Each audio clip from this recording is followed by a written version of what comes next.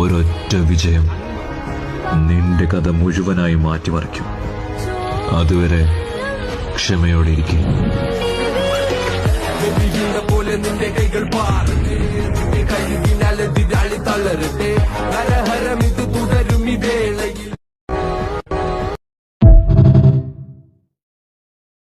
എൻ്റെ അഭിപ്രായത്തിൽ ഈ ലോകത്തെ ഏറ്റവും സ്ട്രെസ് അനുഭവിക്കുന്ന ആൾക്കാരിൽ ഏറ്റവും ടെൻഷൻ അനുഭവിക്കുന്ന ആൾക്കാർ ഓൺട്രപ്രണേഴ്സ്. കാരണം മെയിനായിട്ട് സിമ്പിളായിട്ട് കുറച്ച് കാര്യങ്ങൾ പറയുകയാണെങ്കിൽ ഓൺട്രപ്രണേഴ്സ് അനുഭവിക്കുന്ന ഏറ്റവും വലിയ സ്ട്രഗിൾ എന്ന് പറയുന്നത് ഒന്നാമത്തെ കാര്യം പൈസയുടെ കാര്യത്തിലായിരിക്കും. കാരണം അവരെന്ത് അവസ്ഥ ഇരുന്നാലും അവരിപ്പോൾ പട്ടിണി കിടന്നാലും അല്ലെങ്കിൽ വണ്ടിക്ക് പെട്രോൾ അടിക്കാൻ കാശില്ലെങ്കിൽ പോലും അവർക്ക് ചെയ്യേണ്ടതായിട്ടുള്ള കുറേ കാര്യങ്ങളാണ്. ബിസിനസ് മുന്നോട്ട് പോയേ പറ്റുള്ളൂ. നമ്മൾ ഒരു ഓൺട്രപ്രണറായിട്ട് നിൽക്കുമ്പോഴത്തേക്കും നമ്മൾ എന്തെങ്കിലും കഴിക്കുന്നുള്ളതല്ല, ബിസിനസ് മുന്നോട്ട് പോകുന്നുള്ളത് മാത്രമേ നമ്മൾ ചിന്തിക്കൂ. കാരണം ഇതിൽ വരുമ്പോൾ തന്നെ ആണെങ്കിലും ബിസിനസ് മാർക്കറ്റ് ചെയ്യണേ പൈസ വേണം, ബിസിനസ്സിലേക്ക് എന്തെങ്കിലും സാധനങ്ങൾ മേടിക്കണ പൈസ വേണം, ഓഫീസ് വേണേ പൈസ വേണം, സ്റ്റാഫിനെ ഹയർ ചെയ്യണം, സാലറി കൊടുക്കണം.